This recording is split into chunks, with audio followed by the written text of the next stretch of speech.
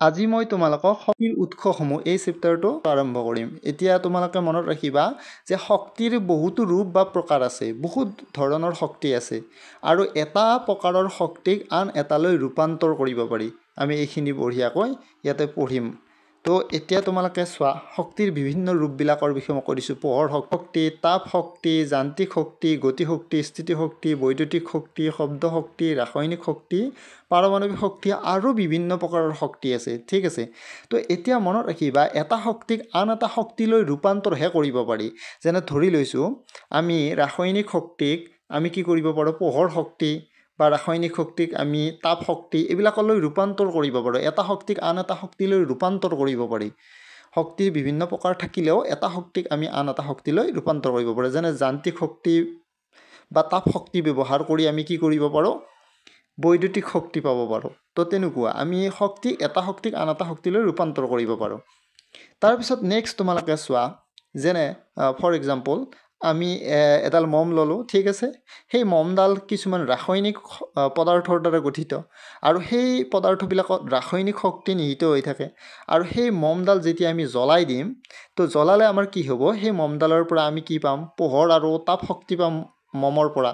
তো মমত আছিল কি যে জ্বলালে মমত থকা ৰাসায়নিক শক্তিখিনি কিহলৈ পৰিৱৰ্তন হৈ যায়, তাপ আৰু পোহৰৰ শক্তিলৈ ৰূপান্তৰ হয়। তাৰমানে মমডালত থকা ৰাসায়নিক শক্তিখিনি আমাক কি দিব পাৰে, পোহৰ আৰু তাপ শক্তি দিব পাৰে। তো তাৰমানে আমি এটা শক্তিক আন এটা শক্তিলৈ ৰূপান্তৰ কৰি দিলোঁ। ঠিক সেইদৰে এখন প্লেট লোৱা, সেই প্লেটখন মই ওপৰত লৈ গ'লোঁ, ধৰি লৈছোঁ ওপৰৰ পৰা পেলাই দিলোঁ। মাটিত পৰাৰ পিছত সেই স্থিতি শক্তিখিনি শব্দ শক্তিলৈ ৰূপান্তৰ হৈ যাব। তাৰমানে আমি এটা শক্তিক আন এটা শক্তিলৈ ৰূপান্তৰ কৰিব পাৰোঁ। ঠিক সেইদৰে আৰু বহুত উদাহৰণ আছে। তো এতিয়া আমাক কৈছে যে শক্তিৰ ভাল উৎস কি? শক্তিৰ ভাল উৎস সেইটোৱে হ'ব যিটো আমি সহজতে পাম। যিটো শক্তিৰ উৎস আমি কি হ'ব, সহজতে উপলব্ধ হ'ব, সেইটো ফাৰ্ষ্ট পইণ্ট। 2 নম্বৰ কথা, যিটো শক্তিৰ উৎস আমি ষ্ট'ৰ কৰি ৰাখিব পাৰোঁ, সঞ্চয় কৰি ৰাখিব পাৰোঁ আৰু এটা ঠাইৰ পৰা আন এটা ঠাইলৈ আমি লৈ যাব পাৰোঁ, সেইটোক আমি কি বুলি ক'ম, শক্তিৰ ভাল উৎস বুলি ক'ম। আৰু ই মিতব্যয়ী হ'ব লাগিব। সেই শক্তিৰ যিটো উৎস আমি ব্যৱহাৰ কৰিম, সেইটো কম খৰচতে যাতে আমি পাই যাওঁ, তেতিয়া ব্যৱহাৰ কৰিম। এতিয়া আমি ইন্ধন হিচাপে ধৰি লৈছোঁ কিবা এটা আমি শক্তিৰ উৎস ব্যৱহাৰ কৰিব লাগে, তাৰ কিন্তু খৰচটো বহুত বেছি, তেনেকুৱা হ'লে আমি ব্যৱহাৰ নকৰোঁ। তো সেইকাৰণে আমি সদায় মিতব্যয়ী ইন্ধনৰ উৎস আমি বিচাৰিম। তাৰপিছত প্ৰথম পইণ্টটো হৈছে কি, যে আমি যদি কম শক্তিৰ উৎস ব্যৱহাৰ কৰিলে যদি বেছি শক্তি পাওঁ, তেতিয়াহ'লে আমি বেছি কাম কৰিব পাৰিম।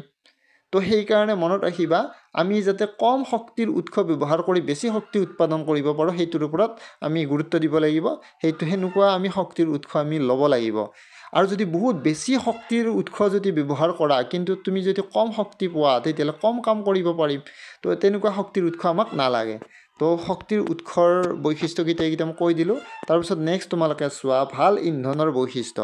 এতিয়া ভাল ইন্ধনৰ বৈশিষ্ট্য হ'ব কি, যে যদি জ্বলাই দিলে আমাৰ প্ৰচুৰ পৰিমাণে তাপ শক্তি যদি উৎপন্ন হয় সেই ইন্ধনটোৰ পৰা, তেতিয়া আমাৰ কাৰণে ভাল, সেইটো আমি ভাল ইন্ধন বুলি ক'ম। আৰু যদি জ্বলালে কম ধোঁৱা উৎপন্ন হয়, তেতিয়াহ'লে আমি ভাল বুলি ক'ম, পৰিৱেশ প্ৰদূষণ নহ'ব তেতিয়াহ'লে। আৰু লগতে সহজে উপলব্ধ হোৱা উচিত, এইটো কিন্তু ভেৰি ইম্পৰ্টেণ্ট পইণ্ট। যদি সহজে বস্তুটো নাপায়, তেতিয়া ভাল ইন্ধন হৈও বেয়া ইন্ধন হৈ যাব। তো সেইকাৰণে মনত ৰাখিবা, ভাল ইন্ধনৰ বৈশিষ্ট্য অকল এটা থাকিলে নহ'ব, গোটেইকেইটা হ'ব লাগিব। যেনে মই এটা উদাহৰণৰ সহায়ত তোমালোকক বুজাই দিছোঁ। যেনে 1 গ্ৰাম যদি পেট্ৰল দহন কৰা, তেতিয়া যিমানখিনি শক্তি পাবা, যে 1 গ্ৰাম ডাই হাইড্ৰজেন দহন কৰিলে 3 গুণ বেছি শক্তি পাবা। এতিয়া ডাই হাইড্ৰজেনে পেট্ৰলতকৈ 3 গুণ বেছি শক্তি দিব পাৰে। 1 নম্বৰ পইণ্ট, তাৰমানে ডাই হাইড্ৰজেন বেছি ভাল, ফাৰ্ষ্ট পইণ্টটো। ঠিক আছে, তাৰপিছত 2 নম্বৰ পইণ্টটো হ'ব কি, যে ডাই হাইড্ৰজেনে কোনো ধৰণৰ প্ৰদূষণ নকৰে, কিন্তু পেট্ৰলৰ পৰা প্ৰদূষণ হয়। এইটো পইণ্টটোত ডাই হাইড্ৰজেন ভালতে আছে। চ' ডাই হাইড্ৰজেনৰ দুটা বেনিফিট পালোঁ, যে ডাই হাইড্ৰজেনত প্ৰদূষণ নহয়, ডাই হাইড্ৰজেনে বেছি শক্তি দিব পাৰে পেট্ৰলতকৈ। ঠিক আছে, সেই হিচাপততো ডাই হাইড্ৰজেন কি হ'ব লাগিছিল, বহুত ভাল ইন্ধন, চবচে বেষ্ট ইন্ধন হ'ব লাগিছিল। কিন্তু তথাপিতো ইয়াত এটা প্ৰব্লেম আছে, কি যে ডাই হাইড্ৰজেন সহজে ষ্ট'ৰ কৰিব নোৱাৰি আৰু ইয়াক সহজে উপলব্ধ নহয় ডাই হাইড্ৰজেন। পেট্ৰলটো আমি সহজে পাওঁ, ইয়াৰ পেট্ৰলটো এটা ঠাইৰ পৰা আন এটা ঠাইলৈ নিব পাৰি, সহজে ষ্ট'ৰ কৰি বটলে চটলে ভৰাই ৰাখিব পাৰি, হৈ গ'ল।